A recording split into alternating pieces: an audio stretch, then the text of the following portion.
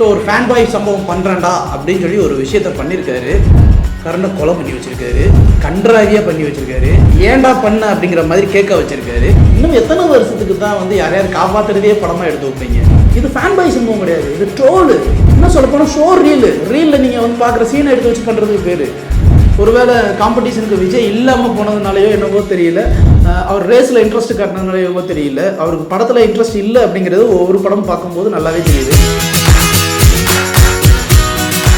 Good bad ugly இன்னைக்கு ஒரு தரமான சம்பவம் இருக்குடா அஜித் ஃபேன்ஸ்க்கு அப்படின்னு சொல்லிட்டு பல பேர் பல கொண்டாட்டம்லாம் கொண்டாடினாங்க. இன்னொரு பக்கம் திருநெல்வேலியில் 250 அடி உயரத்துக்கு ஒரு கட் அவுட் வச்சு அந்த கட் அவுட்டே சரிஞ்சு விழுந்துச்சு. அந்த அளவுக்கு வந்து அஜித்குமார் அவர்களுக்கு வந்து ஒரு மிகப்பெரிய ஃபேன் ஃபாலோவர்ஸ் இருக்காங்க. அந்த ஃபேன் ஃபாலோவர்ஸ் அடிச்சுக்கிறதுக்கு ஆளே கிடையாதுன்னு வச்சுக்கோங்களேன். தோல்வி படங்கள் அதிகமாக கொடுத்தவரும் அஜித்குமார் தான். ஒரு படம் வெற்றி கொடுத்து அதை எல்லாத்தையும் சரி செய்தவரும் அஜித்குமார் தான். அப்படிப்பட்ட அஜித்குமார் அவர்களுக்கு வந்து ஒரு படம் வெளியாகுது அப்படின்னா அது உண்மையிலே வந்து ஒரு ஃபேன் பாய் மூமெண்ட் தான். ஸோ அந்த மாதிரியில் இந்த குட் பேட் அக்லி படம் எப்படி இருக்குது அப்படின்னு சொல்லி பார்க்கலாம். குட் பேட் அக்லி அப்படிங்கிறது ஆதிக் ரவிச்சந்திரனுடைய படம். ஆதிக் ரவிச்சந்திரன் இதுக்கு முன்னாடி மார்க் ஆண்டனின்னு ஒரு படம் பண்ணார், அது செம்ம ஹிட் ஆச்சு. ஸோ அதே மெத்தடாலஜியில் தான் இதையும் ஃபாலோ பண்ணியிருக்காரு. அதே மாதிரி ஆதிக் ரவிச்சந்திரன் அஜித் சாருடைய ஒரு தீவிரமான ஃபேன் அப்படிங்கிறதும் தெரிஞ்ச ஒரு விஷயம் தான். ஸோ ஒரு ஃபேன் பாய் சம்பவம் பண்ணுறேன்டா அப்படின்னு சொல்லி ஒரு விஷயத்த பண்ணியிருக்காரு. கரண்டை கொலை பண்ணி வச்சுருக்காரு, கன்றாவியாக பண்ணி வச்சுருக்காரு, ஏன்டா பண்ண அப்படிங்கிற மாதிரி கேட்க வச்சுருக்காரு. இதுதான் உண்மை. அதாவது அஜித்க்கு வச்சு ஒரு ஃபேன் பாய் சம்பவம் பண்ணணும்னு ஒரு முடிவு பண்ணிட்டாங்கன்னு வச்சுக்கோங்களேன். எத்தனையோ கதை இருக்குங்க. இன்னும் எத்தனை வருஷத்துக்கு தான் வந்து யாரையாவது காப்பாற்றுறதே படமாக எடுத்து வைப்பீங்க? ஒரு மனசாட்சி வேணாமா? அதாவது வீரம்னு ஒரு படத்தில் தன்னுடைய காதலி குடும்பத்தையும் காப்பாற்றுறதுக்காக ஓடுவார். அப்புறம் வேதாளம் படத்தில் தான் தங்கச்சியை காப்பாற்றுறதுக்காக ஓடுவார். அப்புறம் விவேகம் படத்தில் தான் பொண்டாட்டியை காப்பாற்றுறதுக்கு ஓடுவார். சரி, இதோடய நிப்பாட்டிட்டாரா? அதுவும் கிடையாது. அப்புறம் ஏதோ ஒரு படத்தில் வந்து தம்பியை காப்பாற்றுறதுக்காக ஓடுறாரு. திரும்பவும் வந்து பார்த்தீங்கன்னா இப்போ ரீசெண்டாக வந்தால் விடாமுயற்சிக்கு பொண்டாட்டியை தேடி ஓடுவார். ஐயோ, எத்தனை வாட்டினாயா அவர் யாரையாவது காப்பாற்றுறதே வேலையாக வச்சுருப்பார். வேறு எதுவுமே அவர் பார்க்க மாட்டார். துணி ஒன்று தான் ஏதோ கொஞ்சம் மாறிச்சுன்னு நினைக்கிறேன். இதுலையும் அதே மாதிரி என்னென்னா பையனை காப்பாற்றுறதுக்காக ஓடுறாரு. இவ்வளோதான் வித்தியாசம். இதை ஒரு கேங்ஸ்டர் படமாக எடுத்து வச்சுருக்காரு. இந்த கேங்ஸ்டருக்கு வந்து நாங்கள் என்ன மாதிரியெல்லாம் கதைக்களம் புகுத்த போகிறோம் அப்படின்னா, நாங்கள் வந்து வாலிப்படம் வந்து 2K கிட்ஸில் எங்களுக்கு வாலிப்படம் தெரியாதுப்பா, நாங்கள் பார்க்கல, அதனால் வாலிப்படத்தை எடு அப்படின்னு. அப்புறம் அந்த காதல் மன்னன் படத்தில் வர பாட்டு அதெல்லாம் நம்ம யாரும் பார்த்ததில்லை. நம்ம அணி எடு, நம்ம என்ன நல்லா பார்க்கல எல்லாம் தெரியும். அட்டகாசம் பார்க்கலையா? எடு. இப்போ என்ன குறைஞ்சி போச்சு? எடு. அதில் ஒரு ஃபேன் வச்சுருப்போம். அமர்கலம் பார்க்கலையா? எடு. என்னையா இப்போ பிரச்சனை அப்படின்னு சொல்லிட்டு எடுத்துட்டு அப்புறம் விஸ்வாசம் பார்க்கலையா? அப்போ எடு, ஒரு சீன் எடு அப்படின்னு சொல்லிட்டு இருக்கிற அவர் அஜித் படத்தில் இருக்கிற 50 சீனையும் போட்டு உரி ஒரு படம் பண்ணுறாரு. மங்காத்தாவா எடு, தீனாவா எடு, எதுவும் விட்டு வச்சிடக்கூடாது, லிஸ்ட்டில் எதுவும் ஒரு மிஸ் ஆகிருக்கா பாரு அப்படின்னு சொல்லி பார்த்து லிஸ்ட்டு போட்டு அதிக வச்சுருந்தா எல்லா படத்தோட சீனி எடுத்து வச்சு நான் வந்து ஒரு படம் பண்ணுறேன்டா அப்படிங்கிற பேரில் ஒரு படத்தை பண்ணி வச்சுருக்காரு. இது ஃபேன் பாய் சம்பவம் அப்படின்னு சொல்லிட்டு ஒரு மார்பு தட்டிக்கலாம். கத்திக்கிட்டே இருக்காங்க, எது கத்துறாங்கன்றது இன்னொரு பக்கம் தெரியல. இது ஒரு பக்கம் இருக்கட்டும். அதாவது ஒரு உலகத்திலே ஒரு மிகப்பெரிய கேங்ஸ்டருங்க ரெட் டிராகன் அப்படிங்கிற ஒரு கேங்ஸ்டரை எல்லாத்தையும் தூக்கி போட்டு வர அஜித்குமார் தான் பையனை வந்து திடீர்னு வந்து காணாமல் போயிட்டான் அப்படிங்கும் போது பாம்பேலேருந்து அடிச்சு இது பண்ணுறாரு. திரும்ப யாரா அவன் என் பையனை தூக்குது அப்படின்னும் போது இங்கே இந்த குரூப்பில் வேற ஒரு குரூப் வருது அப்படின்னு சொல்லி பிரசன்னா சொன்ன உடனே அதுக்கடுத்து ஒன்று ட்ரை பண்ணுறாரு. உலகத்திலேயே பாப்புலரான ஒரு கேங்ஸ்டருக்கு வந்து அவர் பையனை யாராவது ஒரு தூக்குறாண்டா இமீடியட்டாக நியூஸ் போயிடாதா, இல்லை தெரிஞ்சிடாதா? அது எப்படி எதுவுமே தெரியாமல் இருக்க முடியும்? லாஜிக்கலாக ஏதாவது ஒன்று நம்புகிற மாதிரி இருக்கா? இல்லை. சரி, இவங்க எதிர்த்தாப்புல இருக்கிற வில்லன் யார் அப்படின்னு பார்த்தீங்கன்னா அர்ஜுன் தாஸுக்கும் அஜித்துக்கும் என்னங்க ஏதாவது காம்பினேஷனாவது கொஞ்சம் கரெக்டாக இருக்கா? ஒரு வில்லன் அப்படின்னும் போது நமக்கு பார்க்கும்போது பாட்ஷா படம் பார்க்குறோமா, அது ஒரு வில்லையா அப்படின்னும் போது நமக்கு பார்த்தா அப்படி மிரண்டு போய் நிற்கிறோம். அந்த மாதிரி ஏதாவது இருக்கா? ஒன்றும் இல்லை.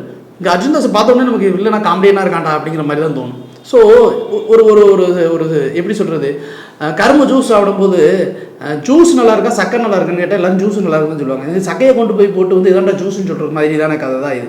ஸோ இந்த மாதிரி நிறைய விஷயங்கள் இதில் இருக்குது. அதே மாதிரி நான் ரெஃபரன்ஸுக்கு வந்து அஜித்துடைய படங்களையே வச்சு நான் ரெஃபரன்ஸுக்கு எடுத்து ஒன்று பண்ணுறேன்டா அப்படின்னு சொல்லி ஒன்று பண்ணியிருக்காரு இல்லையா? இது எல்லாமே வேஸ்ட்டு. அதே மாதிரி அஜித் படம் முழுசும் அஜித் மட்டுமே ஓடுறாங்க. இன்னொரு பக்கம் த்ரிஷா வந்து ஒரு பக்கம் ஓடிக்கிட்டே இருக்காங்க. இதில் பிரசன்னா வந்து மாம்ஸ்ன்னு சொல்லி வர்றாரு. கொஞ்சம் கூட ஏற்றுக்கிற மாதிரியே இல்லை. அதில் வந்து சும்மா அந்த இடத்துல வர்றாரு. படத்தில் ஒரே ஒரு ப்ளஸ் கொஞ்சம் ரசிகரமாக இருந்ததுன்னா சிம்ரனுடைய போர்ஷன்ஸ் மட்டும், அதுவுமே வந்து ரெஃபரன்ஸ் தான். வாலி படத்தில் வர அந்த சீனு தான் ரெஃபரன்ஸ் பண்ணி வச்சுருக்காங்க. இது எல்லாமே ரைட்டு. இதை விட ஹைலைட்டான ஒரு விஷயம் என்னென்னா, இந்த படத்துக்கு மியூசிக் டைரக்டர் ஜிவி பிரகாஷ் அப்படின்னு போட்டால் அந்த இடத்துல பேருக்கு பதிலாக மேலே ஒரு கோடு போட்டு கீழே இளையராஜா இல்லை தேவா இந்த மாதிரி ஒருத்தவங்க பேர் போட்டோம்னா தான் கரெக்டாக இருக்கும். ஏன்னா ஒரு பாட்டு கூட இவர் பாட்டு கிடையாது, பூரா பாட்டுமே வந்து ராஜா சார் பாட்டையும் தேவா சார் பாட்டையும் எடுத்து வச்சு போட்டு ஒரு பாட்டு வச்சுருக்காரு. பின்னணி இசையிலேயே ஜிவி பிரகாஷ் அடிச்சிடணுங்க. அந்த இடத்துல பின்னணி இசை இவங்க இதை தான் போடணும். இன்னும் சொல்லப்போனால் சவுண்ட் இன்ஜினியர் பேரை போடலாம். இதில் ஒரு கொடுமையெல்லாம் ஒரு கொடுமை இருந்துச்சு. ஐயோ அது என்ன கொடுமைங்கிறீங்க. நம்ம ஊர் பக்கம் இன்னுமே பார்த்தீங்கன்னா எவர்கிரீன் சாங்கு அப்படின்னா உலகநாயகனுடைய ஏஞ்சோடி மஞ்சக்குருவி பாட்டு. இது எப்படிப்பட்ட ஒரு பாட்டு. சரி, இன்னொரு பக்கம் பாருங்கள், ஒத்தர வாய்ந்தாரே உணவு தட்டுந்தாருங்கிற பாட்டு எப்படிப்பட்ட பாட்டு. இந்த ரெண்டு பாட்டு ஒன்று சேர்த்து ஒரு கொலையாக கொண்டு வச்சுருக்காங்க. நியாயமாக பார்த்தா ராஜா சார் எதுக்கோ கேஸ் போடுறாரு இல்லையா லீகலாக, இதுக்கு ஒரு கேஸை போடணும். அப்போ தான் எல்லாம் அடங்குவாங்கன்ற மாதிரி இருக்குது. ஸோ அப்படி வந்து ஒரு பாட்டை கொடுமைப்படுத்தி ஒன்று எடுத்து வச்சுருக்காங்க. நான் ஆதிக்க ரவிச்சந்திரன்ட்ட கேட்கணும்னு நினைக்கிற ஒரே ஒரு கேள்வி தான். அதாவது நான் ஃபேன் பாய் சம்பவம் பண்ணுறேன், ஃபேன் பாய்ஸ்க்கு நான் பிடிக்கிற மாதிரி ஒரு படம் பண்ணுறேன் அப்படின்னா, ஃபேன் பாய்ஸுக்கு பிடிக்கிற மாதிரி படம்னா என்ன சார் பண்ணுவீங்க? அவருடைய படத்தில் இருக்கிற ரெஃபரன்ஸஸே எடுத்து ஒரு படமாக எடுத்து வைப்பீங்களா? என்ன இது புரியல. ஒரு ரெஃபரன்ஸ்ன்னு எடுத்துக்க வேண்டியதுதான். அங்கங்கே ஏதாவது ஒரு இடத்துல வச்சுச்சு அப்படின்னா அந்த விண்டேஜ் மூவிஸில் ஒரு சின்னதாக நமக்கு பிடிக்கும், ரைட்டு. அது என்ன, இவர் வந்து ஒரு சாதாரண முதல்லேருந்து ஒரு பையன் டேவிட் பில்லா மாதிரி ஒருத்தர் டக்குன்னு பெரிய ஆள் ஆகிறாரு. அதுக்கடுத்து வந்து சைனாவில் போய் ஒருத்தனை காப்பாற்றி பெரிய ஆள் ஆகிறாரு. அப்படியும் ஜான்விக்கு ஊரில் இருக்க பல கேங்ஸ்டர் படத்துக்கு ரெஃபரன்ஸே ஜான்விக்கு. அந்த ஜான்விக்கு கீழர் விசையை வந்து கேரக்டர் போட்டு அந்த கீழர் விசையை இவர் தான் காப்பாற்றினார். பார்த்தீங்க வர்றா கைதட்டலை அப்படிங்கிற மாதிரி இருந்துச்சு. அதாவது சென்ஸ் வேணும். சும்மா ஏதோ வந்து நம்ம இந்த ட்ரோல் பண்ணி வைக்கிற ஸ்கிட்டு பண்ணி வைக்கிற அஜித் படத்துங்கிற மாதிரி ஒரு படத்தை எடுத்து வச்சுருக்கீங்க. ஃபேன் பாய் சம்பவம்னா அது கிடையாது ஆதிக் சார். ஃபேன் பாய் சம்பவம்ல எது தெரியுமா? ஃபேன் பாய் சம்பவம் லோகேஷ் வந்து விக்ரம்னு ஒரு படம் பண்ணார். அதில் கமல் சார் ஃபர்ஸ்ட் ஹாஃபே வரமாட்டார். ஆனால் அந்த படம் வந்து எல்லா இடத்துலையும் கமல் இருக்கிற மாதிரியே ப்ரெசன்டேஷனில் போய்கிட்டு இருக்கும். அது ஃபேன் பாய் சம்பவம். அதுதான் ஃபேன் பாய் சம்பவம். வெட்டையாடு விளையாடு படத்தை எழுதுங்க, அது ஃபேன் பாய் சம்பவம். அதில் என்ன ரெஃபரன்ஸ் இருக்கும்? ஃபுல் அண்ட் ஃபுல் கௌதமோட ஸ்டோரி. ஆனால் ஒருத்தவங்களுக்கு பிடிக்கிறதுக்கு என்ன படம்னு எல்லாத்தையும் பண்ணியிருப்பார். கார்த்திக் சூப்பராஜ் எடுத்துக்கங்க, 2 படம் ஃப்ளாப் ஆகிட்டு இருக்க சூப்பர் ஸ்டார் ரஜினி வச்சு பேட்டன் ஒரு படம் பண்ணார் தெரியுமா? அது ஃபேன் பாய் சம்பவம், பியூர் ரஜினிசம். அட்லி எடுத்துக்கோங்க, விஜய் வச்சு 3 படம் எடுக்கிறாரு. விஜய்க்கு எது மாசு எது கெத்துங்கிறத வச்சு பிடிச்சி ஒன்று பண்ணுறாரு. அது இது ஃபேன் பாய் சம்பவம். இது ஃபேன் பாய் சம்பவம் கிடையாது, இது ட்ரோலு, இது ஸ்கிட்டு ட்ரோலு. இன்னும் சொல்ல போனால் ஷோ ரீலில் நீங்கள் வந்து பார்க்குற சீனை எடுத்து வச்சு பண்ணுறதுக்கு பேர். இதெல்லாம் நல்லாவே இல்லை. ஒரு ஃபேன் பாய்க்கு உண்டான உண்மையான இது கூட கொடுக்கவே இல்லை. எல்லாமே சீட்டிங்காக இருக்குது. இன்னொரு பக்கம் அஜித் சாரை பற்றி பேசியாரு. அஜித் சார் வந்து ஏதோ குயிக்காக ஒரு படம் பண்ணணும் அப்படின்றதுக்காக ஏதோ கிடைக்கிறதெல்லாம் எடுத்து ஒன்று பண்ண மாதிரி தான் இருக்குது. ஆக்சுவலாக ஒரு நல்ல ஆக்டர். இப்போது விஜய்க்கு வந்து பெருசாக படங்கள் ஒரு படத்துக்கு வராரு, கமிட் ஆகிறாருன்னா அந்த படத்துக்கு அவருடைய டெடிகேஷன் அப்படி இருக்கும். பட் இந்த படத்தில் அவருடைய டெடிகேஷன் இப்படி இருந்ததை நான் எதிர்பார்க்கவே இல்லை. அந்த ஃபைட் சீக்வன்ஸ்லாம் ஒன்று இருக்கும், ரொம்ப ஒரு மாதிரி லெதாஜிக்காக ஒன்று பண்ண மாதிரி, அதில் ஒரு கொரியோகிராஃபியே இல்லாத மாதிரியோலாம் ஒன்று இருக்குது. அவருக்கு வந்து இப்போ எனக்கு தெரிஞ்சு சினிமாவில் இன்ட்ரெஸ்ட் போயிடுச்சு அப்படிங்கிறது சமீபத்திய காலங்களில் அவர் பண்ணுற படங்களை பார்க்கும்போதே நமக்கு தெரியுது. ஒருவேளை காம்படிஷனுக்கு விஜய் இல்லாமல் போனதுனாலையோ என்னவோ தெரியல, அவர் ரேஸில் இன்ட்ரெஸ்ட் காட்டினதுனாலையோ என்னவோ தெரியல, அவருக்கு படத்தில் இன்ட்ரெஸ்ட் இல்லை அப்படிங்கிறது ஒவ்வொரு படம் பார்க்கும்போது நல்லாவே தெரியுது. இதில் அடுத்த ஒரு விஷயம் ஒன்று பண்ணியிருப்பாரு. உங்களுக்கு ஆதிக் பண்ண விஷயமா இல்லை ஏகே பண்ண விஷயமானு தெரியல.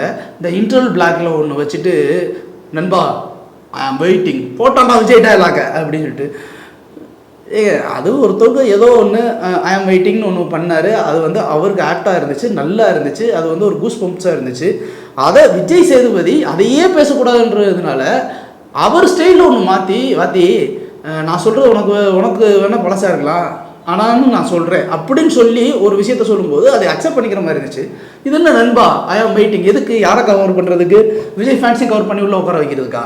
இதெல்லாம் வந்து ஒரு மாதிரியான விஷயமெல்லாம் இல்லையா? அது ஆக்சுவலாக வந்து அந்த ஐ ஆம் வெயிட்டிங்கிறது அதுவாக ஒரு இதுவாக உள்ளுக்கு வரணும். அது இல்லாமல் எல்லாமே வருது. அதே மாதிரி படத்தில் ஏதோ கார்ட்டூன் படம் பார்க்குற மாதிரி துப்பாக்கி வச்சு இருக்கிற துப்பாக்கிலாம் எடுத்து வச்சு சுட்டுக்கிட்டே இருக்காங்க.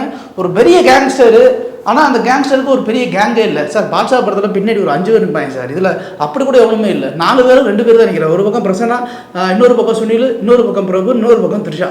முடிஞ்சு போச்சு. இது என்ன பெரிய கேங்ஸ்டர் கதை?